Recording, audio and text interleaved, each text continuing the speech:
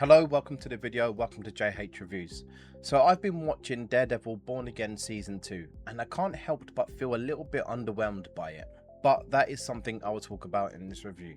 So let's go ahead and review Daredevil Born Again Season 2, and don't worry, there are no spoilers ahead. Let's go.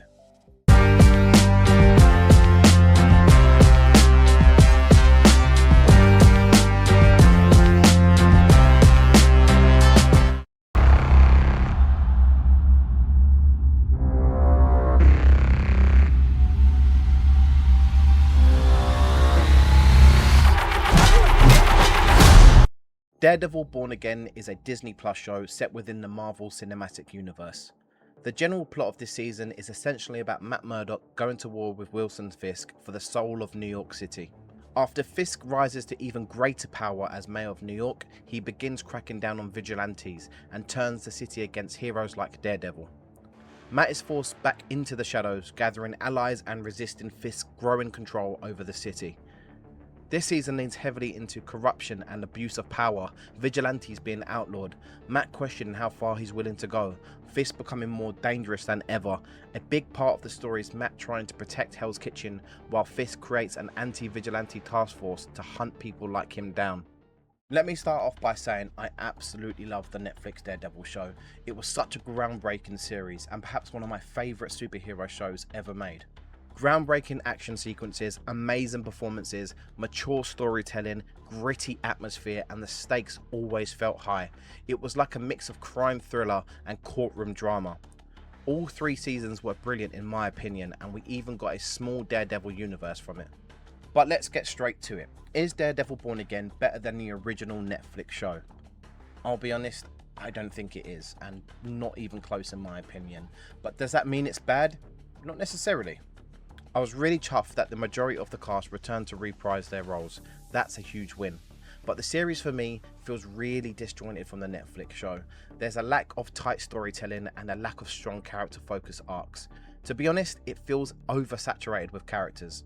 Some of them I just wasn't invested in, and there wasn't enough there for me to really care about them. At times it felt like I was watching a CW version of Daredevil. Sometimes it felt a little bit cheesy and cliche. Even the main characters weren't half as interesting as they were in the original series, and it kind of pains me to say that. Now for the positives. My favourite scenes were obviously with Daredevil himself, Matt Murdock. Oddly though, I feel like I don't remember seeing enough of him. I don't know why, but that's just how it felt. Then there's Fisk. I absolutely love this casting. Vincent D'Onofrio just smashes it every single time. And Bullseye. Bullseye's scenes were so cool. The pinpoint accuracy, using the environment around him as weapons, is just brilliant. I honestly wish we saw more of him and got longer fight sequences because there's so much you can do with that character. The show also took some risk with certain characters, and I respect that, but again there were just too many of them. This was in the trailer, so it's not really a spoiler, but Jessica Jones returns, and that was fun. Could we be seeing the Defenders return? Overall, Daredevil Born Again Season 2 had some really good elements. I love it whenever they use Daredevil's heightened senses, and there are some genuinely good action sequences throughout. But for me, it just felt too disjointed, too many characters, too choppy. Going from one storyline to another, then another, then another. That can work, but it needs stronger storytelling holding it all together.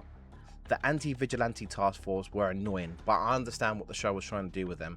As dislikable as they were, giving them a bigger role in hunting vigilantes could have made for a really thrilling experience. Unfortunately, if you love the Netflix series, you're naturally going to compare it to this one. I can't help doing that. Again, it's not terrible, it's watchable, but for me, it's not really rewatchable. I'm still invested, I love these characters, and I genuinely think that the show can only get better from here. Also, I have to say, the posters for this season look absolutely epic. Here are my ratings for the show. Daredevil Born Again Season 2 is good, but not great. I rate the series a 6 out of 10. Again, there are some really good elements here, but there are just too many characters, and it needed a tighter, more focused storyline. I'm critical because I want it to do well. I want this show to succeed. I love the Daredevil world, and I love the main cast. I'm looking forward to seeing where they take it next. Soundtrack, 6 out of 10. I don't recall much of the soundtrack, but I did enjoy some of the music used during the action sequences and tense moments. There were definitely some chilling scenes where the music worked really well. Cast, 9 out of 10. Love that the majority of the cast are back. Again, too many characters, but I don't think they've got the casting wrong. That's my review on Daredevil Born Again Season 2. Have you seen it? If so, what do you think? And do you prefer the Netflix version or the Disney Plus version? Or even both? Let me know in the comments below. If you enjoyed the video, please leave a like, and if you're new here, please subscribe. It would mean a lot. Until then, thanks for watching, and we'll see you on the next one. Take care.